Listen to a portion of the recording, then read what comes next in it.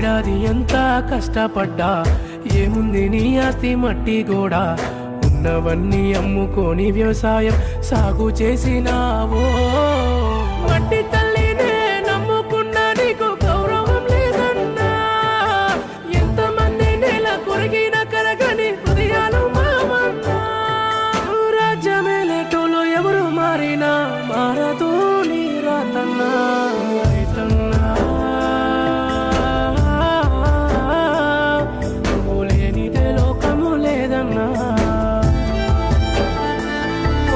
రైతన్నా